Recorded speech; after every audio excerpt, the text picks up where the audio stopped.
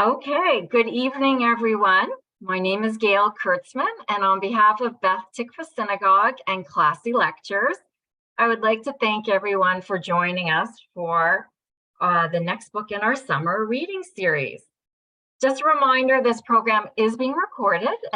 Remember to remain on mute, but if you do have questions, please put it in our chat box and we will aim to address the questions at the end of the program. I'd now like to introduce our guest author.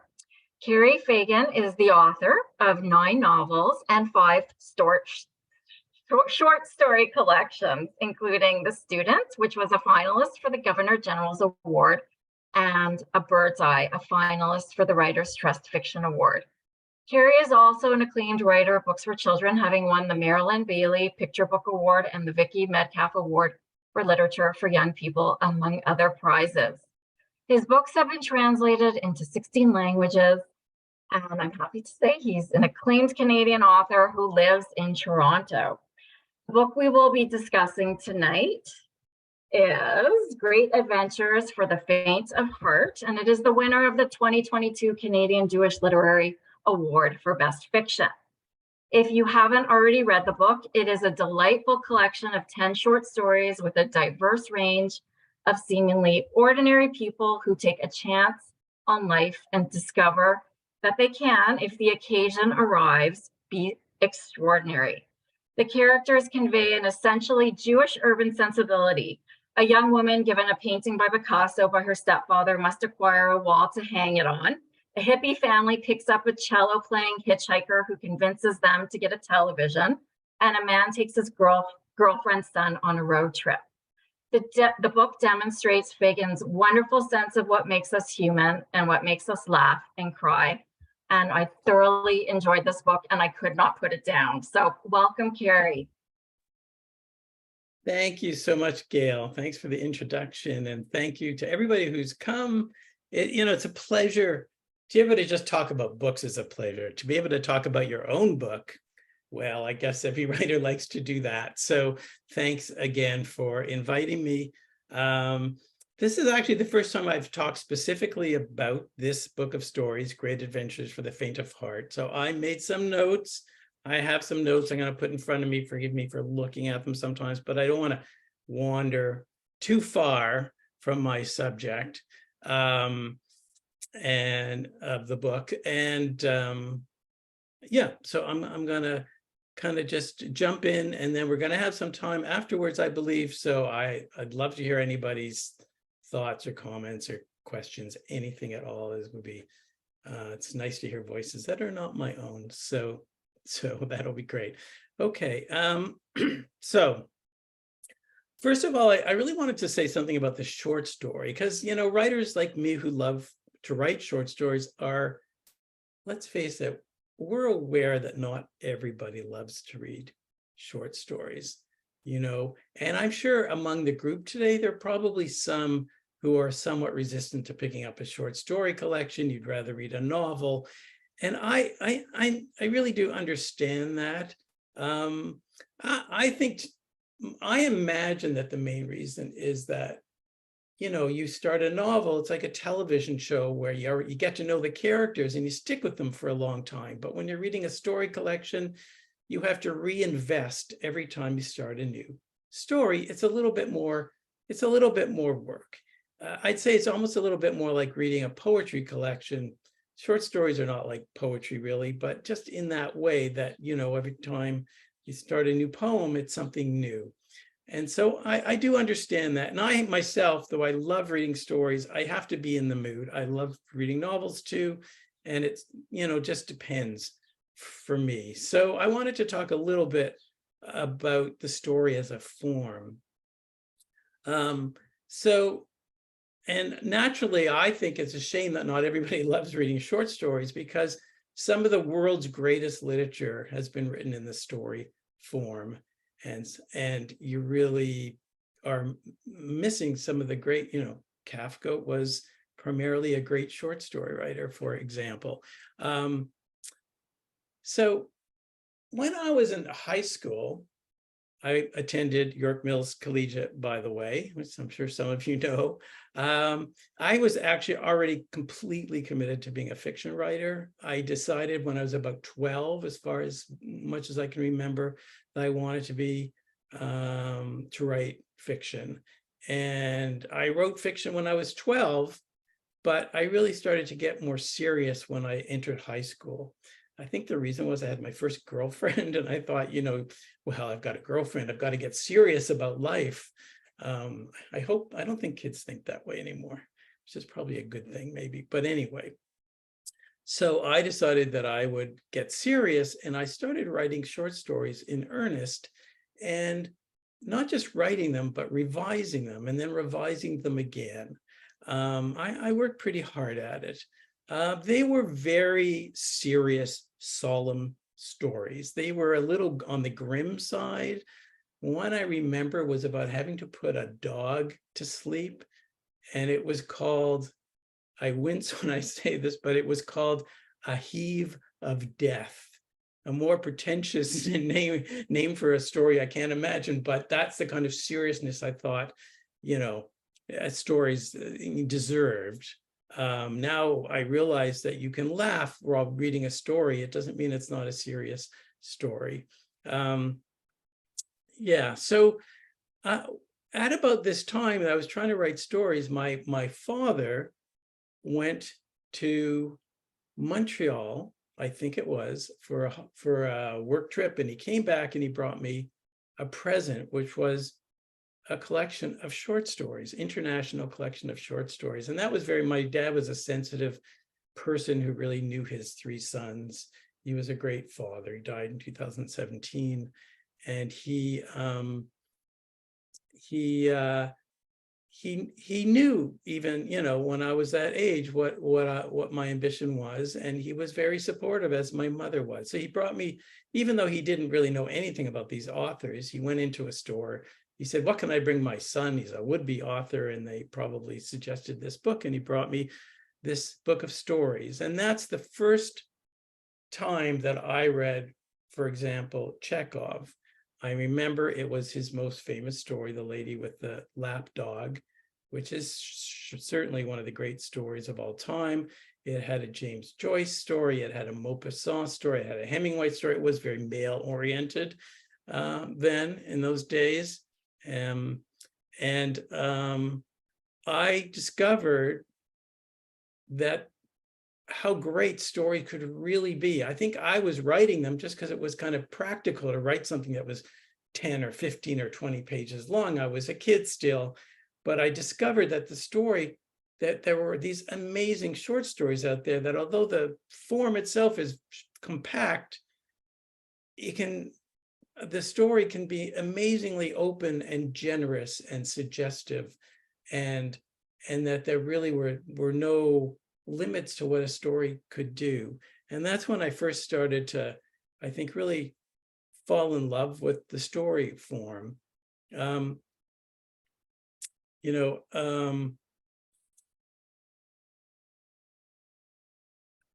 I realized, thinking about stories, that for me, for some writers, writing stories is kind of like a warm-up exercise when they're younger until they can write novels. So Mordecai Richler wrote one story collection, The Street. Philip Roth, he wrote Goodbye Columbus, great story collection, but that's the only one he ever did. After that was just novels.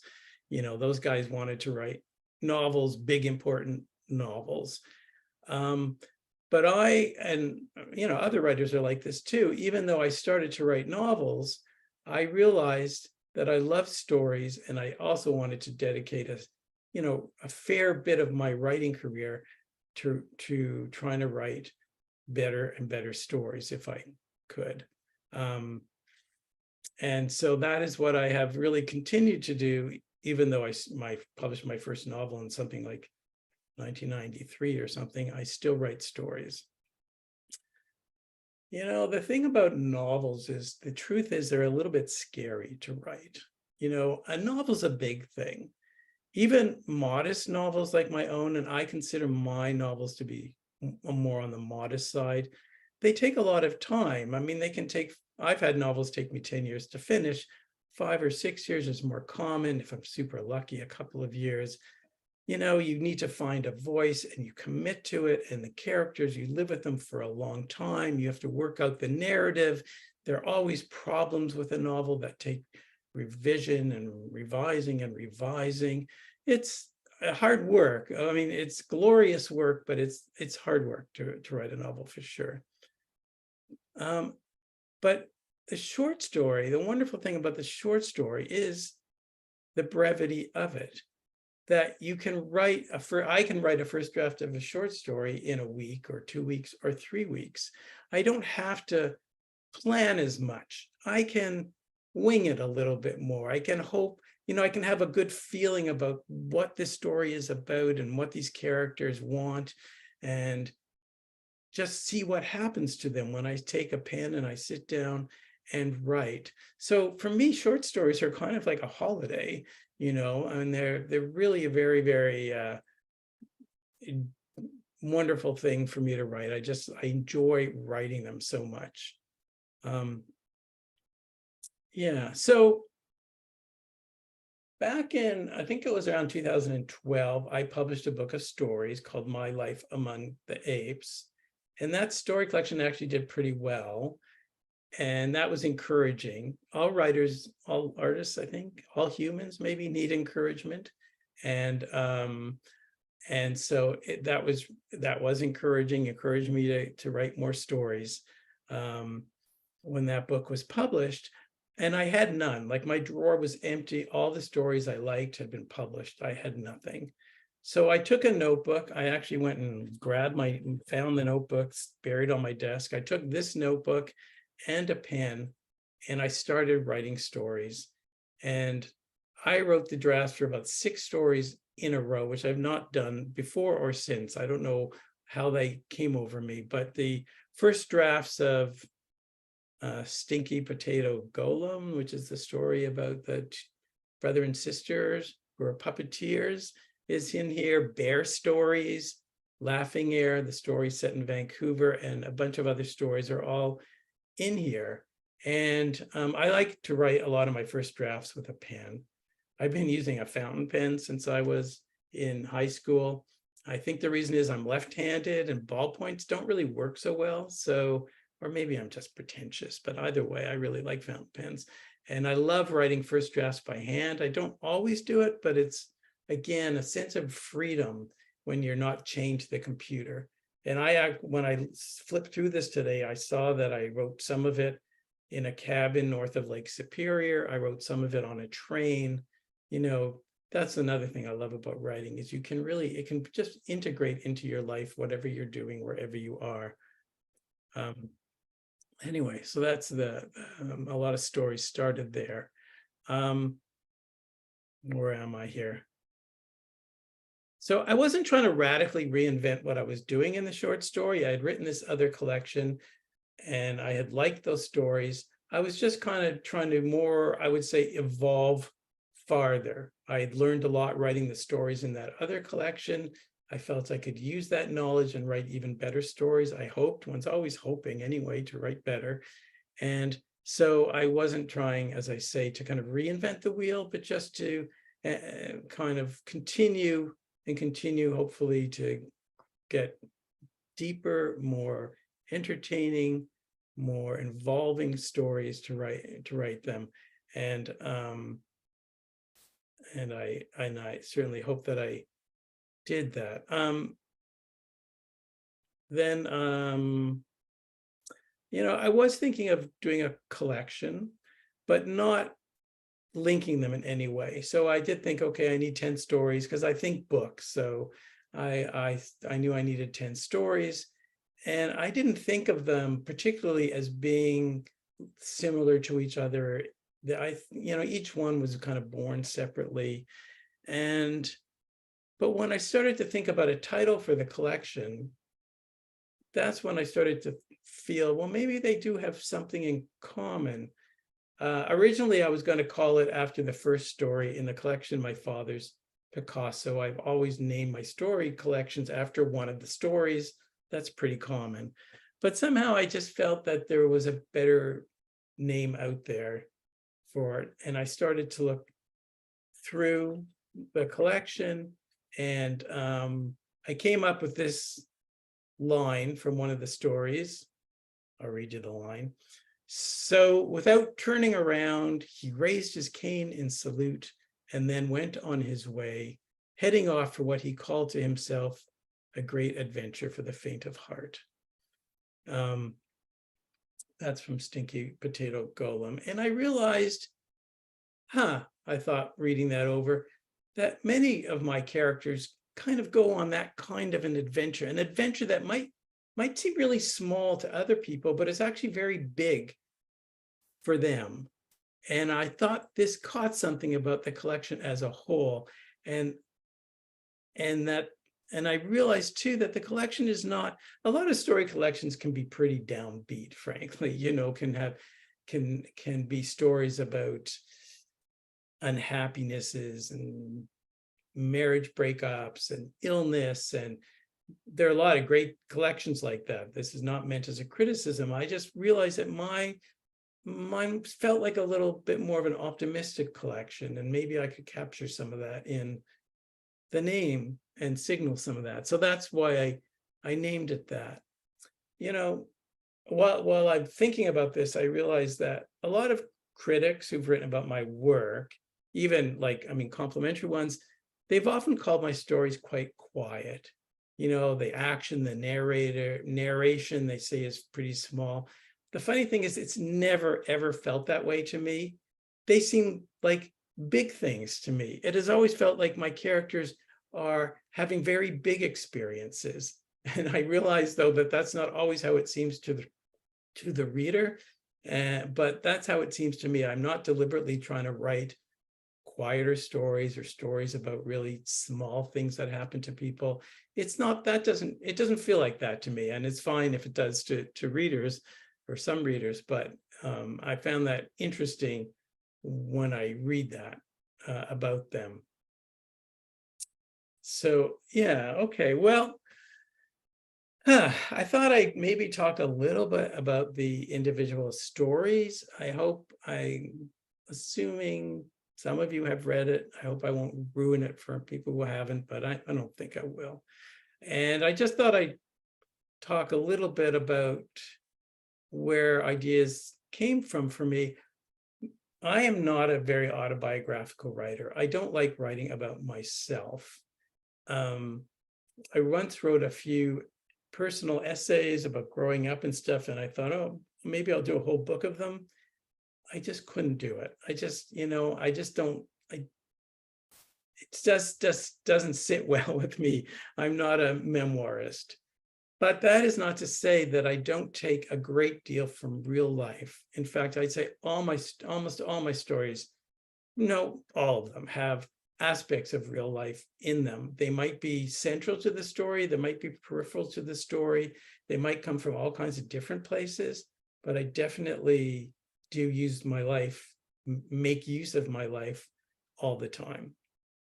I think for me, the interest is taking these little seeds of actuality about life and then inventing a story, inventing characters and a life around them. Because as a writer, what I really love is being inside the life and story of someone who's not me.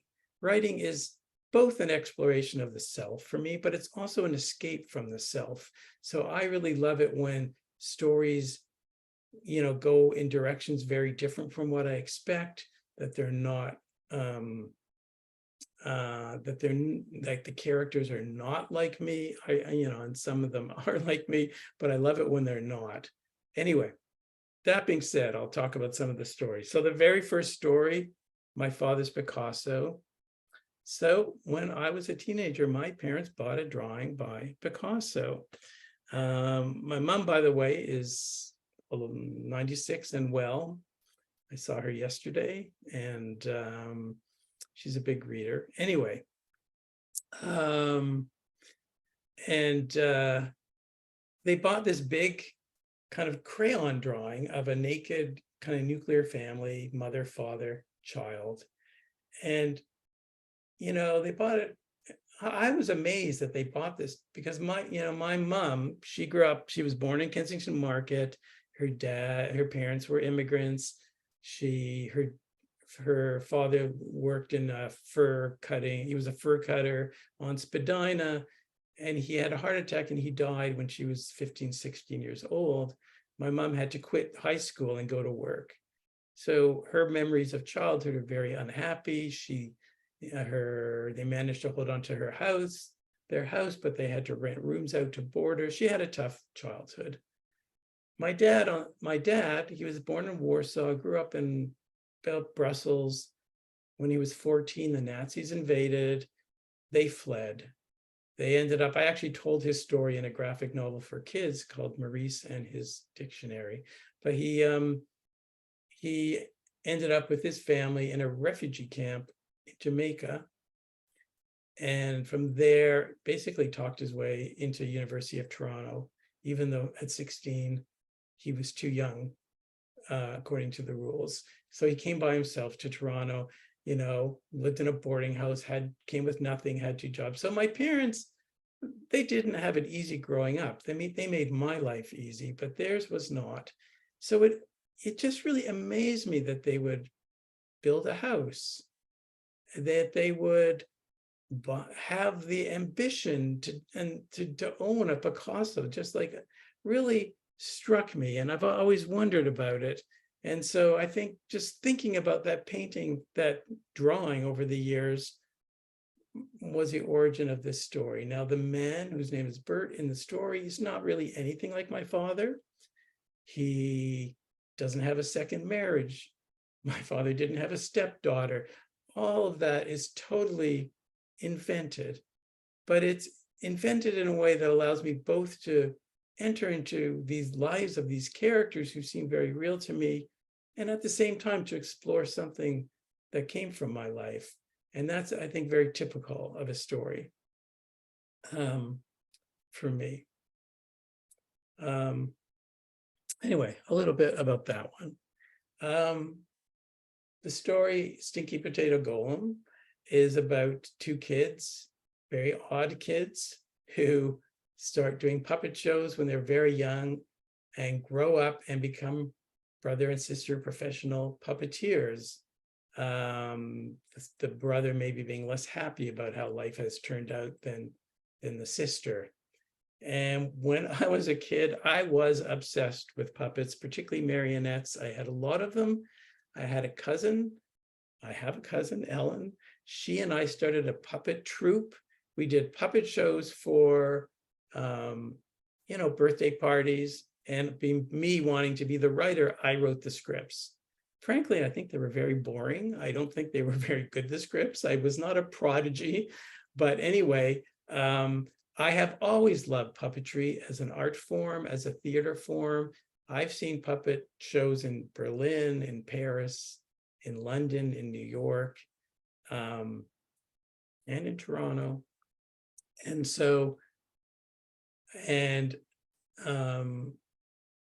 I definitely, my love for the artistry of puppets, which is, kind of one we think of as kind of one of the odd minor arts generally, is what really fueled that story. But again, 2 characters completely invented. But I really enjoyed imagining being, I didn't grow up to be a professional puppeteer, probably a good thing. Nevertheless, I enjoyed imagining such a life. Okay, so there's another story called Laughing Heir. Actually, it's my wife, Rebecca, who told me about the term laughing heir, which is when you inherit from a deceased person who you didn't know. So you're not really feeling terrible or mourning them because you didn't know them, but you end up with whatever they left you. That term, that's where the term laughing heir comes from. And this is a story set in Vancouver. And the origin, I won't really describe it. It's about a man who doesn't want to have a kid, and he breaks up with his girlfriend and he moves to Vancouver and he starts seeing somebody else.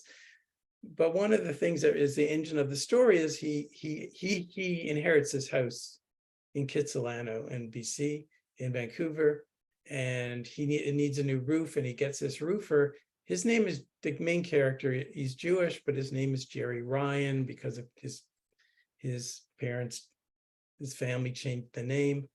The roofer is Irish. He identifies Jerry as a fellow Irishman. Jerry tries to tell him, I'm not really Irish, but the man is not interested in listening and gets sort of adopted by his family, by his big Irish family. So my name is Fagan. There's a pub in Dublin called Fagan's Pub. I have sometimes been, I don't think I look Irish, but I've been mistaken for Irish or Welsh sometimes. I had a professor, really lovely professor, who once sort of, for some reason, started talking about my name as an Irish name. And I was trying to sort of say, actually, my family's not really Irish. He just didn't give me a chance to even, he wasn't interested. And that's really this idea of what happens when your name is changed. That just that little thing in almost a comic way somehow spurred this story on. And yeah, okay. I'll leave it there. I love writing about other places besides Toronto. I mean, I've always lived in Toronto all my life. I've spent time in New York, and I spent a year in London, England, going to school, but really, for better or worse, I'm a Toronto boy. And in fact, I decided early in my life that the best life I could have would be here in Toronto, where my family was. But I love writing about other places. And when I get a chance, I will. And usually I include at least one story that's set somewhere other than Canada.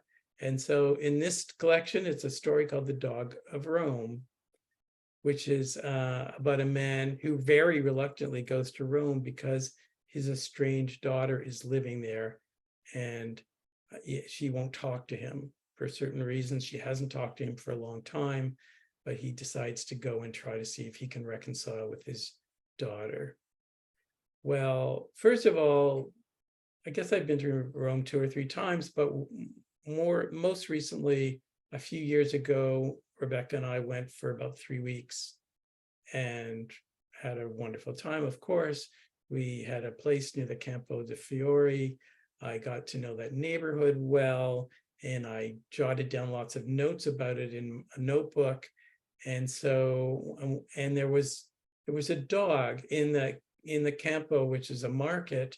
There was a man who sold pralines every day, and he'd sit there looking extremely bored with his dog tied up to his cart. And it was the most adorable dog. There's a certain kind of Roman dog, I think, because there were a lot of dogs that looked like this dog. But I used to go and pat the dog. I used to buy pralines from the guy just so I could pat the dog. And I knew that I wanted to write a story called The Dog of Rome, even though I didn't know what it was about. And it took me a few years before I finally wrote it. And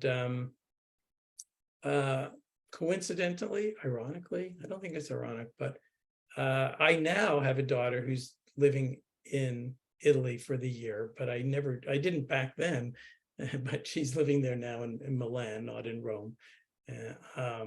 So sometimes I guess reality catches up with one's imagination. I guess I'm just going to talk another 5 minutes or so because I don't want it to get too late. So actually, I think I'll just kind of conclude a little bit. I'm gonna go back to my childhood in a way that you might find is a little odd or funny. So first of all, I have to admit that when I was a kid, there was a certain television show that I loved.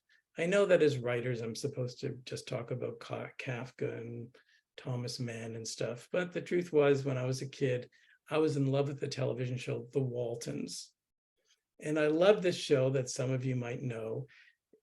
It was like, here I was, a suburban Jew, watching this show about a large farm family in Virginia during the Depression, like having nothing in common with these people. But but I loved that show. And one of the reasons I loved it was the oldest boy, who I think was most people's favorite character. His name was Jim Bob, I think he was called. He wanted to be a writer. And so I identified with him, and I used to watch the show just avidly, kind of projecting myself into this boy living in Virginia on a farm who wanted to be a writer too. And there was one particular episode that I've never forgotten that just really had a big effect on me. I looked it up this morning because the internet's a wonderful thing when it is, and discovered that I must have seen it when I was 15, because that's when it came out, this episode. And in this episode, Jim Boy meets a John Boy. That's it's John Boy. John Boy meets a writer who's passing through Walton's Mountain where they live. And John Boy confesses to him, I want to be a writer too, but I'm having a lot of trouble getting started. I don't know how. And the writer says to him something like this. He says, don't try to write the big story. Just write the little stories. And all those little stories, they're going to be the big story. And I just thought that was the most profound thing. I still think it's profound, this thing that I heard on a corny American television show when I was 15. And I think it speaks to a little bit to how I feel about stories, that sometimes it's just best to tell the little stories and they'll be the big story. And so that's what I have tried to do and will continue to do. And yeah, and I hope that besides my book, we, of course, I'll just say we have incredible short story writers. Obviously, Alice Munro, who's an influence on me, great story writer. Margaret Atwood, who people think of as a novelist, she just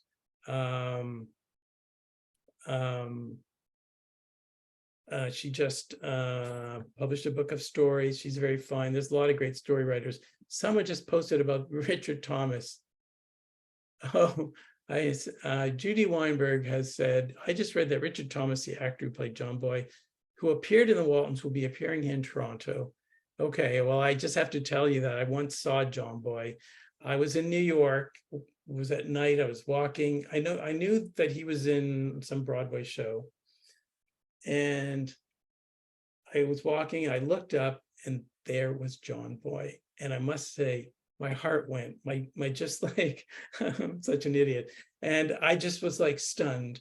And I just looked at him and he looked at me and he knew, I think he had a lot of that effect on many, many fans. So he knew what I was going through. And he just said, hi, how you doing? And I said, fine, how are you? And he said, good, nice to see you. And he walked on. And I just thought, yes, he really is like John Boy. Anyway, that's my John Boy story. Okay, I'm going to stop. I'd love to hear from other people. I'll give it back to Gail, though. I was on mute. Cary, I love hearing authors speak about their work and what goes behind writing each story. We would never get this perspective unless we had this opportunity to chat with you. So thank you so much for telling those stories about what goes in behind the scenes. You did win the award, the Canadian Jewish Literacy Award. But this book isn't necessarily Jewish or about a Jewish topic. Tell me, how has being Jewish impacted your writing? And do you think it's important to share that identity in your writing? I mean, you must have made an intentional decision to kind of include Jewish tidbits in your writing. I mean, you could have excluded it at all, but you didn't. So if you could just address that. Right. Well, being Jewish is just part of who I am. When I grew up, I was born in 1957. My parents, we had a Jewish household. We didn't go a lot to synagogue, but I had a bar mitzvah. I had Hebrew lessons. We my grandmothers spoke Yiddish. They spoke English, but my parents spoke Yiddish when they didn't want us to understand the old story. It was a very, my mother cooked Jewish. It was just a very Jewish household feeling. I think the way my family, the way my parents were to each other, the way they were to us, the way we were so close. My family all migrated basically to the same street in North Toronto, so that I had my cousins, both my grandmothers, all living basically within walking distance of each other. It was like we lived in a shtetl, and we didn't have a lot of outside friends growing up. Our family were really our friends. Like my cousin who I did shows with, the tech people were my brothers and my other cousin. I mean, that's who my friends were growing up. So it's just part of who I am. I don't try to be Jewish in my writing. And I have written books that don't have my last novel called The Animals, which is sort of set in unnamed European country. There's nothing Jewish about that book. I don't by any means always try, but there's still Jewishness. I know I don't hear it, but I know my voice has a Jewish tone at times. It just is part of who I am. I don't try to exaggerate it. I don't try to make more use of it than it is. I'm not a religious person. I'm going to the cemetery for my dad this week with my mom, but that's I will do that. We'll do something for Passover, but I'm not, I don't, I certainly don't consider, I've always maybe as a writer felt a little outside of things. So I'm not a huge participant in the Jewish community. I read other Jewish authors. I was very influenced by Roth and Isaac Singer and Saul Bellow, Cynthia Ozick. So Kafka. So I certainly have read and have a kind of imagined sense of belonging to a line of greater authors than me, who I'm imaginatively descended from. But so it really isn't something that I deliberately cultivate. And it only comes out it'll come out sometimes in my kids' books. I've written lots of kids' books because of the Jewishness of my upbringing. I mean, one of my daughters once said to me, "Dad, your kids' books are so Jewish. You're not that Jewish. Why is that?" And I realized it's really because that's what my childhood was like. So I hope that sort of answers the question. Yes, thank you. It does. One of, I guess, a common thread for me when I was reading it was that your stories don't have like a big revelation or resolution that you might see at the end of a typical novel. And as a reader, I was left at the end of the story wanting more. I was like, so what happened? What happened? Was this an intentional thing on your part? Is do you usually like kind of just end your stories without like wrapping it up in a bow? Well, I definitely don't want to wrap it up in the bow. There's a story where Hemingway, because stories used to often have very big endings, the magazine stories. And a parent supposedly once said to Hemingway, your story doesn't have a wow at the end. Your stories never have that wow at the end. Why is that? And Hemingway said, I've worked very hard to take the wow out of my stories, out of my endings. And I think that's a very modernist thing, is to have a sort of non-ending ending to short stories. And I feel I'm somewhere in the middle. I personally feel like my endings do feel like endings, and in Stinky Potato Golem, he goes off on his adventure. Sometimes I'm trying to think of what other, in the story Punch, which is right. That's what I was thinking. The Punch. There's right, but there is a resolution between this man and his cousin who have had this altercation. uh, and then there are some stories, I think, where it is kind of like you're stepping off into the future, which is unspoken. I like a sense that stories continue to exist after that the lives of these characters continue, and this is you're just getting part of their life. So I think I try to do that, and at the same time try to balance, because I want readers to feel a certain satisfaction even without giving them a big ending. So it's a balance. It's something that I think that I at least play with a lot and revise a lot when I'm working on a story. The ending gets looked at over and over again, trying to get the tone right. Yeah, so for me, they are endings, but they don't necessarily give you everything. When I was doing some research on you, I came across a comment where you said you like to concentrate not necessarily on the traditional like climax and setting and so forth, but a voice. It's very important for you to get the voice out of your characters to come through. And in this book, there's different voices. There's first person, third person, male perspective, female perspective. Which perspective do you like? Like, how, as a male, do you write from a female's perspective? Right. I like writing in them all. You're right. For me, stories often start with the voice. I often hear the voice. When I started my career, I wrote 3 novels that didn't get published. I had 10 years of trying to get published where I was not successful. I call them the dark ages. It was pretty rough. It was hard to get through. And I thought, you know what, maybe I'm not meant to write a novel. And I started writing stories, and I wrote my first story collection that got published. But then this voice came to me, and this voice happened to be a woman's voice, a young Jewish woman's voice who worked in her father's company. And I could just hear her.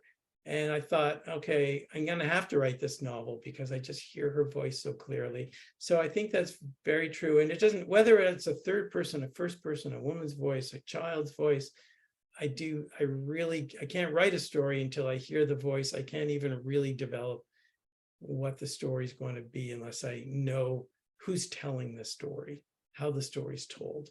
So that's true. As far as writing for women go, there are some voices I wouldn't write in. I would feel unqualified. I'm also unqualified to write in a woman's voice, but I feel that the reader will forgive me if I do a good job. And I guess I've always been surrounded by strong women. My mother, my wife, my kids, and I just those stories just come from me. I don't say to myself, I've written 2 men's stories. It's time to write a woman's story. It's not like that at all. It's just what comes to me, and then it always takes a certain amount of courage to write any story or novel, and writing in a voice different from your own, it takes a little bit more courage. But I guess since I have been writing occasionally in a woman's voice or from a woman's point of view since nearly the beginning of my career, I'm more used to it, and no one's attacked me for it. So I guess I feel like it's okay. I also noticed that the theme of families run through these short stories, whether it's traditional families, unconventional, stepchildren. Was that conscious? Like, how did you notice that you were writing a lot about these relationships? Not really. I think it's really natural. Obviously, we're all, some of us are very close to our families. Some of us push against our families. Some of us try to run away from our families, and then maybe come back. I think it's so much of the drama of our lives is about family. I have 4 children. I have 2 daughters and a stepdaughter and a stepson. And there's always been drama in all their lives at different points. You know, they're all doing well, I'm glad to say. And drama sometimes with me. Sometimes I have, you know, like sometimes the kids are mad at me from one kid or other is not happy with me for some reason, which is a really unpleasant experience. And it comes through in your writing, And maybe in a subconscious way. yeah, I think so. And that's probably part of the part that's self-examining and needs to express some of these things in order, you know, writing for me is self-expression. And also, I don't think of it as therapy, but you know, if it helps, why not? You know, writing, I think most writers are probably like this. I remember John Irving talking about this, how saying that, you know, he's had a very boring life, you know, mostly spent at his desk. But the thing is, I think for writers, a lot of, you know, the adventure is in the imagined story. I feel like I've had a very adventurous life sitting at my desk. and I think I've lived through a lot of family relationships, a lot of ups and a lot of downs. Um, and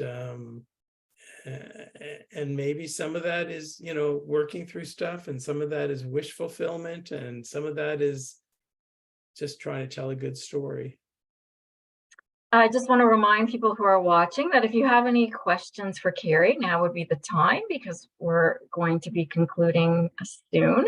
We do have a comment here from Doriana.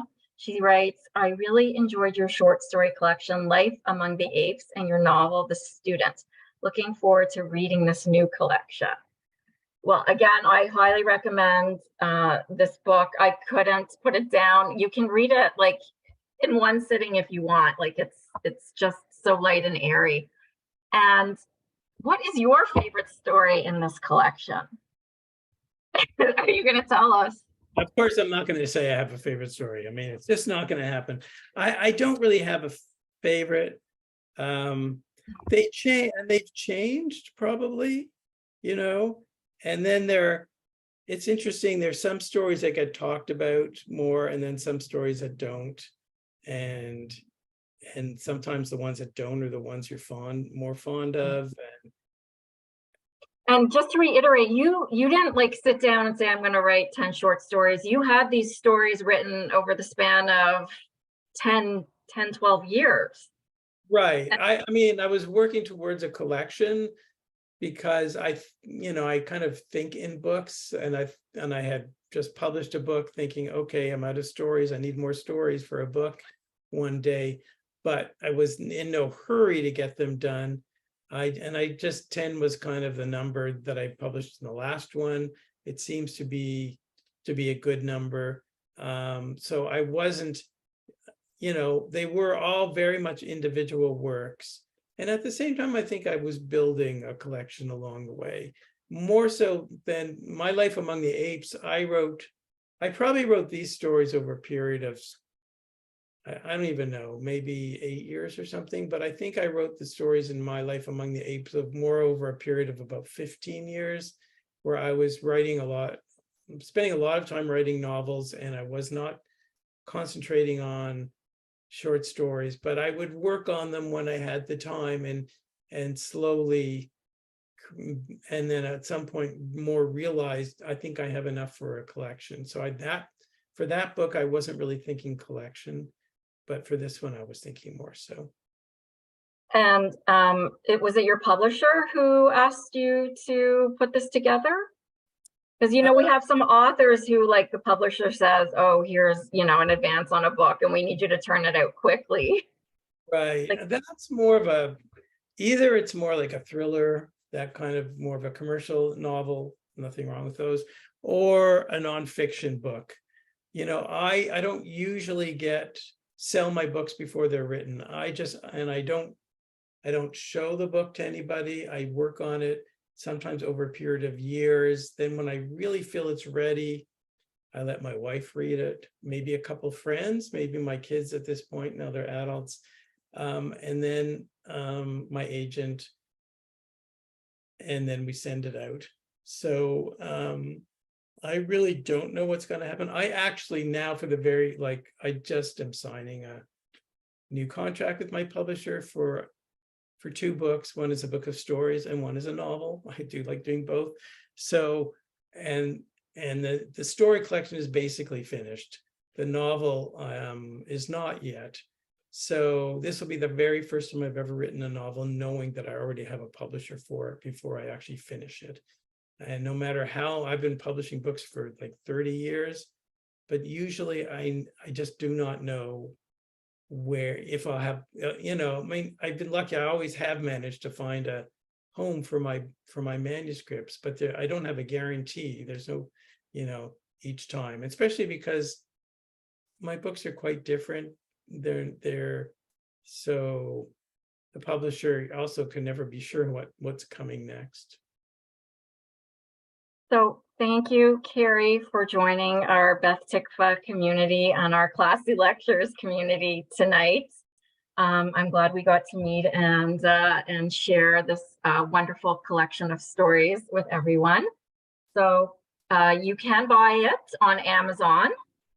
I think it's also on Indigo. I think through our website on Beth Tikva, we do have a link where you can purchase Cary's book directly through Amazon, or you can just borrow my copy because I'm finished. So thank you, everyone, for joining us. Thank you, Doris, for helping us tonight from Classy Lectures. And we look forward to seeing everyone again at our next program. Good night, everyone. Thank you. Have a great summer. Enjoy. You take care, everybody. Bye.